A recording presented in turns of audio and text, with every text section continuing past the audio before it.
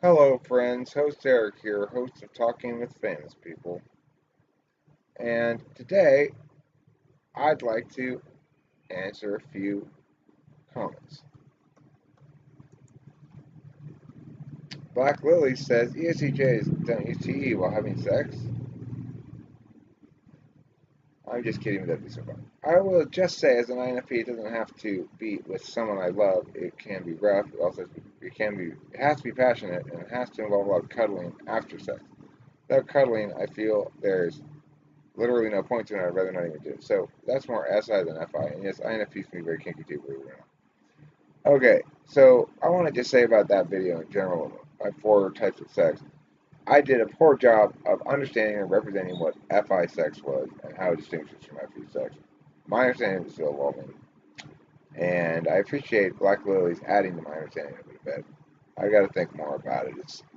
It's in the meowing phase.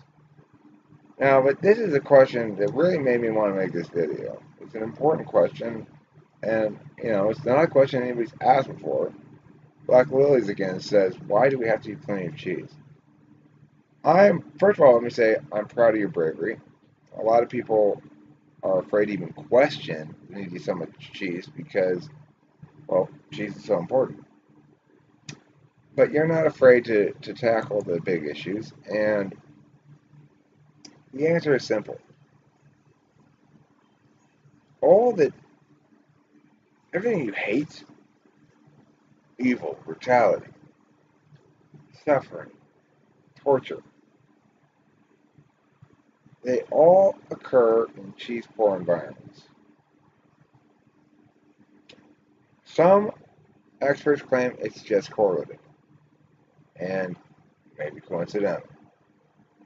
I say causal.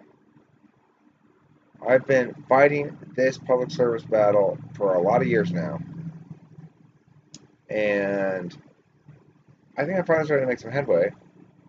Most people at this point, I think, spend 20 to 30% of their day eating cheese. So, I mean, that's a lot of progress. 10 years ago, nobody even concerned themselves with the matter.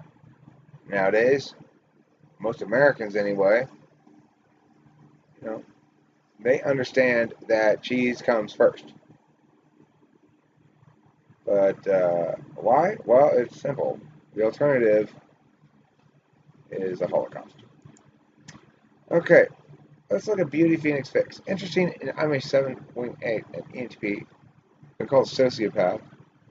Making changes. I know when I'm wrong. I'm just not interested in some people I care a lot, just detached from believing what I don't believe in fully.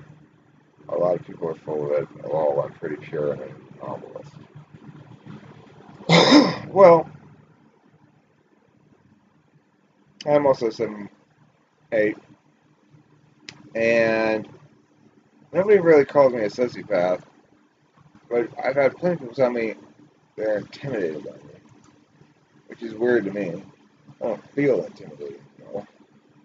I feel like the person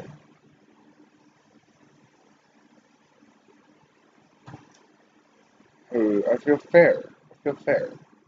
I don't know, but anyway, that's not what this guy's saying. Okay, thank you for commenting. And Meta MBTI says, thank you for doing this. I was hell excited when I first saw you do the video. First, the ideas I discussed. I've got a few ideas. I'm sketching on how the docked polar function might function in regards to real relations versus an undockable polar when it comes to conflict relations. Undockable polar. My polar is totally undockable. Okay, so yeah, I want to do that. I tell him to be my Facebook friend. Anybody can be my Facebook friend. Eric Strauss from Temple City. It says Temple City still. Um, if you're a real person, I'm totally be your Facebook friend. If you're a fake hot chick, then I don't want to be your Facebook friend. Benny Hinn says, I think ENTPs are blessed with FE, and this gives them great social skills. Well, as an INFP, it can be hard just trying to be normal in the group. Well, we're blessed with okay social skills and the ability to develop them over the course of our life. Let's look. I really like this comment. Martin L says, INFJ allowing the other to talk about themselves. You know too much, Eric. The word tricking, I prefer it to be looked at as letting the other unfold. That sounds like we're doing it for all the right reasons, unless egoic. Although at the core is perhaps true in satisfying our needs in a few ways. There are a few reasons we may do this, but that is a secret. For me, a little MBTI knowledge, interactions will be weighed up with certain types. I choose whether I can be bothered getting into shit. I guess the returns are not worth it. ESFP brother, for instance, awesome, speaking about himself and disregarding anything that I perhaps would like to discuss, equal bad investment. ENFP juggling balls with a real interest equals good investment. It's all about energy preservation in my age. I really like the fact that he doesn't explain why that would be way more interesting.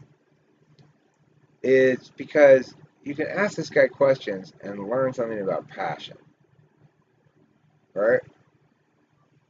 And it's something you're maybe not familiar with initially. So anyway, I really like that comment. I gave him an excellent comment award. This guy's nice, or him, or her. They're consistently nice to me. Thank you for that. We go to Any Love. Gord Thorpe, a long-time commenter. Eric, I like your analogy of handedness because I think our innate state is due to physical initial brain wiring. Most people like to separate the mind and body, but I think it's obvious the brain is as physical an organ as any other organ. The physical brain is no more important to life than the heart, liver, or any other vital organ. The brain may be plastic, but I think the seed is planted in the initial wiring. There are different types of apply trees. There are different types of apple trees, but apple trees can't turn into orange trees. I think a combination of epigenetics and the complex permutations in innate genetic wiring lead to the differences within subtypes. Oh, there's more. I didn't see this other part before.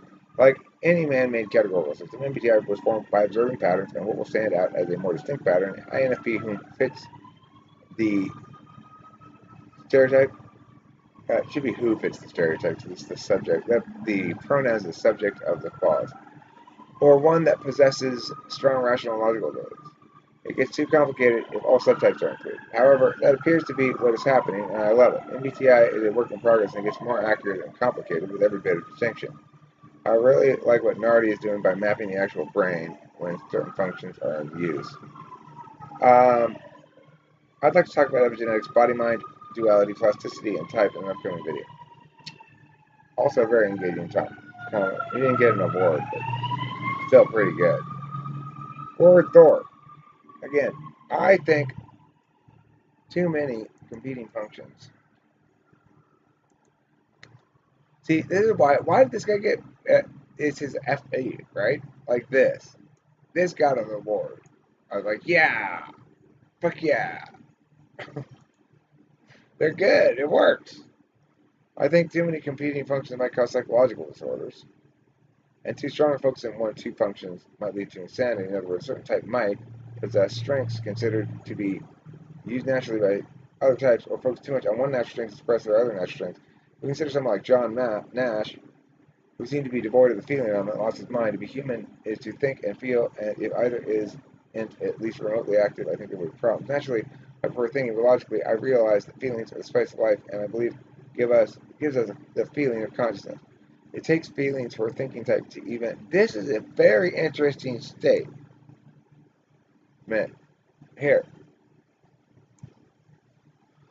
the thing. The single self is not an illusion because of the persistent weight of feelings.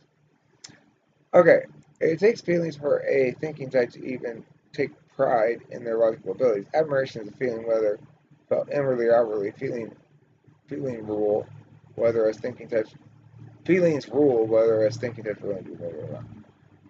That deserves a common award too. But I'm not going to give one. Because I'm mean. No, because I so rarely give common awards, I don't want to sully them by giving two in one day. I only give them like once every few months. I give a common award when I feel like it. Okay, well, thanks for watching, and don't forget to eat plenty of cheese.